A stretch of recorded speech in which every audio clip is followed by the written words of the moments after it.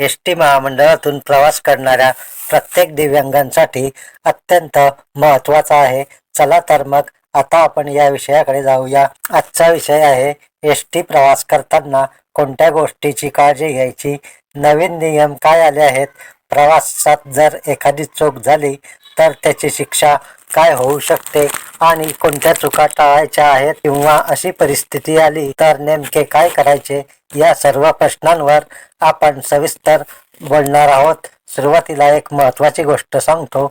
आता एस टीमध्ये प्रवास करताना कोणताही वेगळा महामंडळाचा पास लागत नाही.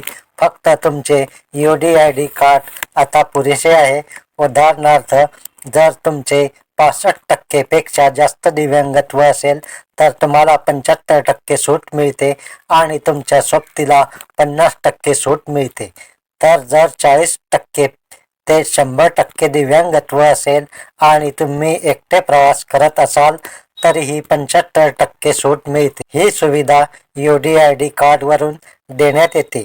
पूर्वी महामंडळाचे पास लागत होते, पण आता ते बंद झाले आहे. पण यामागे एक कारण आहे. पूर्वी बोगस दिव्यांग प्रमाणपत्रे वापरून लोक फायदा घेत होते. आपल्या हक्काच्या जागा, आपली सूट सगळे ते खात होते. याची अनेक वर्ष तक्रार चालू होती. त्यावर दिव्यांग मंत्रालयाचे दिव्यांग सचिव तुकाराम मुंढे सरांनी मोठी कारवाई केली. त्यांनी एस टी महामंडळाच्या प्रमुखांना पत्र लिहिले की प्रत्येक दिव्यांग प्रवाशाची कागदपत्रांची कसून तपासणी करा. बोगस आढळले तर लगेच कारवाई करा, अन्यथा तुमच्यावर कारवाई होईल. या पत्रानुसार एस टी महामंडळाच्या प्रमुखांनी प्रत्येक डेपो आणि आधार प्रमुखांना आदेश दिले. आता प्रत्येक कंडक्टरच्या मोबाईलमध्ये स्पेशल ॲप आहे. त्यात UDID कार्ड स्कॅन करायचे आहे.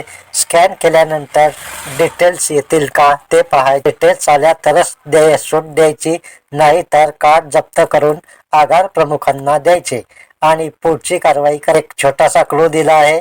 स्कॅन शिवाय नंबर टाकून तपासता येतो. आता तुम्ही विचाराल, प्रवास करताना काय काळजी घ्यायची? पहिली मोठी चूक, डुप्लिकेट किंवा फोटोकॉपीचे UDID कार्ड नेणे. असे कार्ड 100% स्कॅन होत, अगदी 50% सुद्धा होत नाही, कारण आपण आकार फोटो करून किंवा साईज वाढवून प्रिंट काढतो. त्यामुळे QR कोड बिघडतो. दुसरी चूक, कार्डवर मोबाईल नंबर चुकीचा असणे किंवा जन्मतारीख चुकीची असणे. या दोन्ही चुका टाळा. नेहमी ओरिजिनल UDID कार्ड घ्या. कंडक्टर स्कॅन करत असतील तर त्यांच्यासमोर आधार कार्ड आणि UDID कार्ड दोन्ही ठेवा. होय, बोगसही तसेच करतात, पण तुमचे फोटो जुळतील, नंबर खरा असेल. जर शंका असेल तर त्यांना सांगा. स्वावलंबन वेबसाईटवर तपासा. गुगलवर स्वावलंबन सर्च करा. लॉगिनला UDID नंबर टाका, जसे MH0922 जे काही असेल ते. खाली जन्मतारीख टाका. ओपन झाले तर नाव जुळेल, फोटो जुळेल.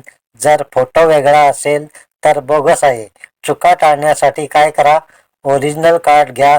जुनी झेरॉक्स किंवा लॅमिनेटेड कॉपी असेल तर ती फेकून द्या. स्वावलंबन वेबसाईटवरून नवीन PDF डाउनलोड करा, प्रिंट काढा, लॅमिनेशन करा.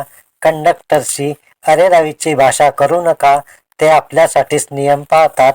जास्त काळजी कोणी घ्यायची? 40 ते 60% दिव्यांगत्व असले, कारण ते दिसत नाही. लेव्हिजनचे दृष्टीबाधित, मूकबधीर, कर्णबधीर 100% असले तरी दिसत नाही. अस्थिव्यंग दिसतात, जसे मान कमी, हातपाय नाही, चालता येत नाही, त्यांना कमी त्रास. पण डोळे, कान, तोंड बाधितांना जास्त धोका. नेहमी डॉक्युमेंट घ्या. आधार, UDID किंवा UDID पॅन ओरिजिनल. नसेल तर 15-20 दिवसात मिळतो, तो काढून घ्या. आता जर स्कॅन झाले आणि डिटेल्स आल्या नाहीत तर काय?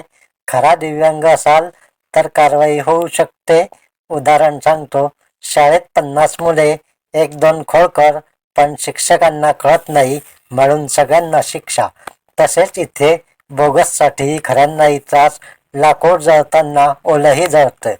बुलढाण्यात 70 ते 80 बोगस सापडले. कारवाई सुरू. कारवाई टाळायची असेल तर डॉक्युमेंट व्यवस्थित ठेवा, भांडू नका. कार्ड विसरलात तर फुल तिकीट काढा. घर बसल्या यूट्यूबवर UDID स्कॅन कसे करावे हे व्हिडिओ पहा. स्कॅन कॉपी कुणालाही देऊ नका. भविष्यात तुमच्यावर संशय येईल. कंडक्टरला ॲप आहे. डेपो मास्तरला आदेश आहे. बेधडक कारवाई करा. UDID कार्ड नसेल तर सिव्हिल हॉस्पिटलला जा. फायदे काय? बोगस सापडतील, कारवाई होईल, एसटीत सुटसुटीत प्रवास होईल, सीट्स मिळतील, पेन्शन इत्यादी लाभ वाढतील. एसटी कर्मचाऱ्यांना सपोर्ट करा. स्कॅन प्रॉब्लेम असेल तर मोबाईल वेगळ्या अँगलने धरा. उभा, आडवा, तिरका. बोगस आढळला तर कंडक्टरला सीट नंबर सांगून संशय कळवा. जर कंडक्टर स्कॅन करेल, तुम्ही खरे आहात पण कार्ड नाही किंवा डाटा येत नाही आणि तो ऐकत नसेल, पोलीस स्टेशनला चल म्हणत असेल तर घाबरू नका. चल म्हणा. पोलीस किंवा डेपो मास्तरला सांगा, हा माझा UDID नंबर आहे. स्वावलंबन वर टाका. जन्मतारीख, पासवर्ड डिटेल्स येतील. नाव, पत्ता, मोबाईल खरे म्हणून बाहेर येईल. भांडू नका. तुला दिसत नाही का असे काही म्हणू नका. नियम आहे. प्रत्येकाची तपासणी हे चांगले नियम आहे. आपल्यासाठीच आहे. तर मित्रांनो, हा व्हिडिओ जास्तीत जास्त शेअर करा, लाईक करा. नवीन असाल तर चॅनल सबस्क्राईब करा. व्हिडिओ कसा वाटला कॉमेंटमध्ये नक्की सांगा. भेटूया पुढील व्हिडिओत. तोपर्यंत नमस्कार. जय हिंद, जय महाराष्ट्र.